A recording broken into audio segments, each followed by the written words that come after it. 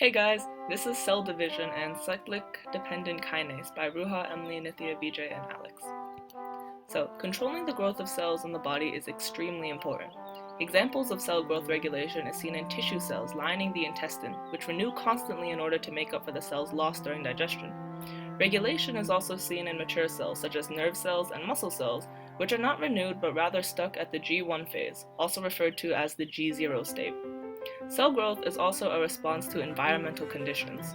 Normal human liver cells divide about once per year, but the cells in a damaged liver divide once every 1 or 2 days.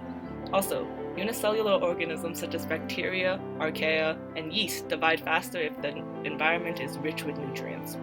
Scientists spend a lot of time and research in order to understand cell regulation because it can lead to an understanding of the defects that cause uncontrollable cell growth, typically seen in cancer patients.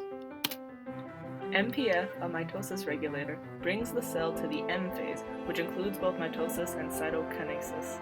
Although its official name is maturation promotion factor, we can thus refer to MPF as the M phase promoting factor. MPF is a protein kinase, as we will show in the next slide. This protein kinase is only active when attached to a cyclin, a protein named after its cyclically fluctuating concentration, as seen at the bottom. Cyclin concentrations steadily increase during interphase, peak around M phase, and decrease towards the end of M phase. Therefore, this protein kinase is called a cyclin-dependent kinase, or CDK. After the cyclin activates the CDK, the kinase phosphorylates other proteins, which induces mitosis.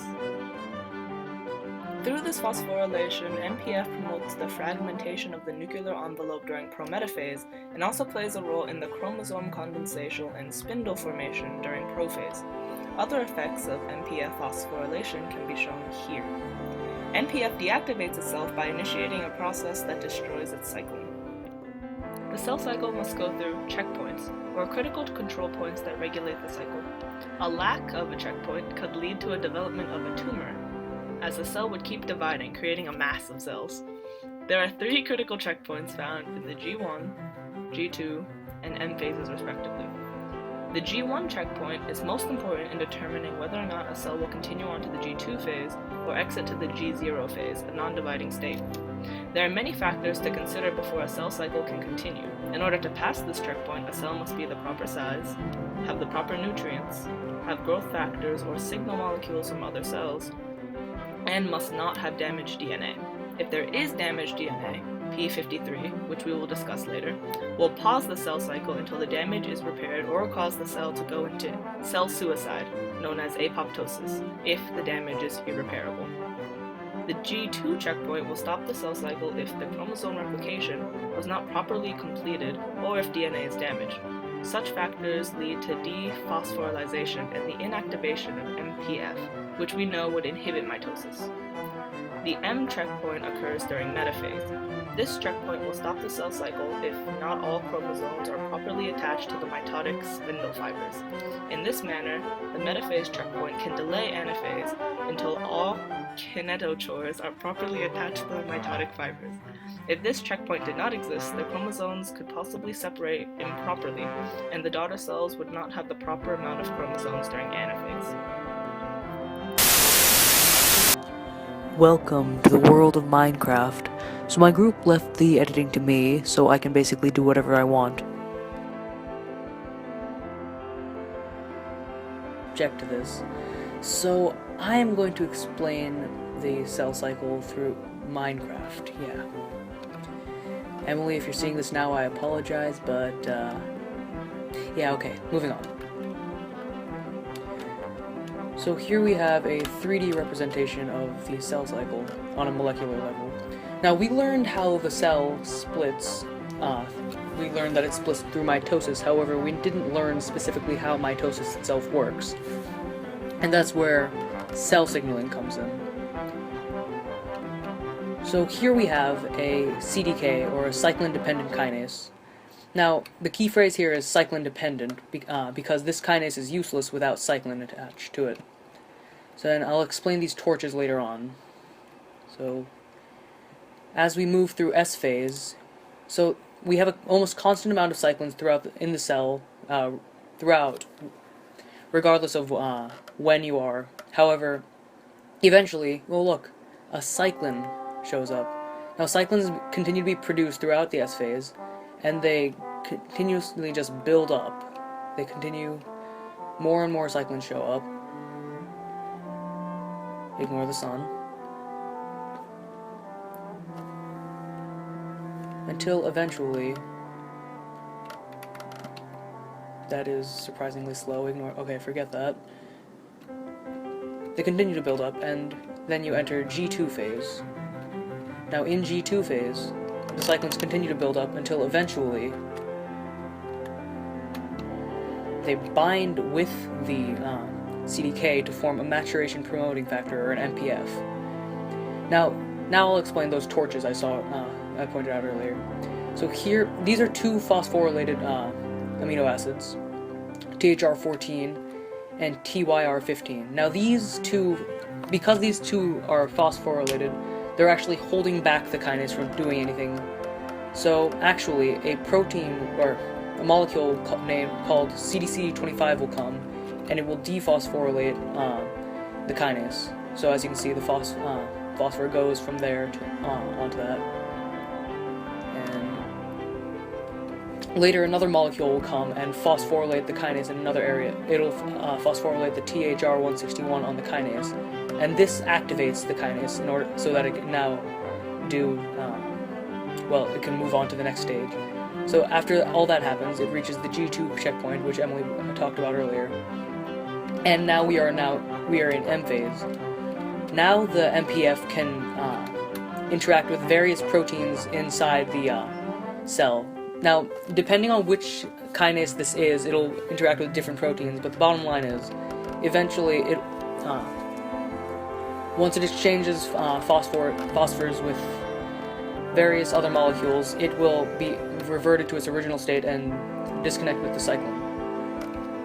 So all of these molecules that all of these different molecules that it phosphorylates will go and do other things in the cell to drive along mitosis. So once it's done its job, it's phosphorylated everything, it'll enter the G1 phase, in which the cyclin begins to degrade. So you can see the cyclin slowly falls apart. It continues to fall apart. And here, until eventually it reaches this crossroads right here. Now, it can go one of two ways. It can either go back on the cycle and start all over again, continuing to split, or it can go and enter what is known as G0 phase. So now, this basically stops all cell mitosis from ever happening again. Well, not permanently, however. The thing is that this basically just pauses mitosis. It can always be brought out. So, like in the case of brain cells do no longer divide. They are permanent. They don't move at all. However, livers don't usually divide. They divide about once a year. However, so the majority of the time, liver cells are in the G0 phase. So yeah, I've finally fulfilled my lifelong dream of explaining a scientific principle through Minecraft. So yeah, Emily, please forgive me, but this is happening. I apologize to the rest of the group as well, but Emily seems to have a specific aversion to Minecraft, so yeah. Anyways, back to Emily. So, P53 is a critical break in the cell cycle. It can stop a cell cycle until damaged DNA is repaired or lead to the cell's pre-programmed controllable destruction, also known as apoptosis. P53 is an example of a tumor suppression gene, which inhibits cell division. P53 has many functions, some of which are listed here, that give it the nickname of the guardian angel of the genome. The protein is thus critical in preventing cells from passing on harmful mutations because of unrepairable DNA damage. If P53 were to become defective, this would lead to the possibility of tumor growth because there would be nothing to arrest the uncontrollable growth of cells that contain damaged DNA.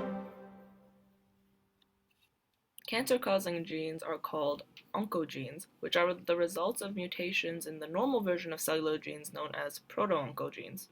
These oncogenes may arise in three ways: DNA movement within the genome, proto-onco amplification, or control element/proto-onco point mutations. The RAS protein, derived from the ROS gene, is an oncogene. It is also a G protein that goes through reception like any other G protein that is activated by the G protein coupled receptor.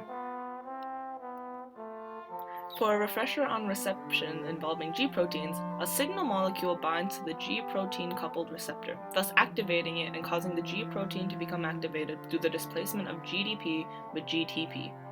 The G protein then dissociates from the receptor and binds to the enzyme, activating it as well. This enzyme triggers the steps leading to transduction and cellular response. In this case, the RAS protein passes the signal to protein kinase in a phosphorylation cascade during which transduction and activates a transcription factor that turns on genes for a protein that stimulates the cell cycle. However, mutations in the RAS gene can cause production of a hyperactive RAS protein that triggers cell response even without the signal molecule, in this case, a growth factor. This leads to increased cell division, which can cause the accumulation of cancer cells. The 3 checkpoints, along with the tumor suppressor genes, are extremely important in the regulation of the cell cycle. The accumulation of mutations unregulated by checkpoints and tumor suppressor genes, such as p53, coupled with the conversions of proto-oncogenes to oncogenes, such as RAS, would lead to cell growth without a response to the environment or response to specific situations. The most dire consequence is the growth of tumors, which indicates cancer. These damaged cells can easily spread through the body, ultimately leading to death. With these regulating factors, the body is able to react to environmental situations in an effective manner. For unicellular organisms, as mentioned in the beginning of this video, if the environment is rich with nutrients, the rate of cell division increases. As we become more familiar with how a cell regulates its growth, hopefully we will be able to understand how to stop cancer. Thanks for watching, guys. Fin.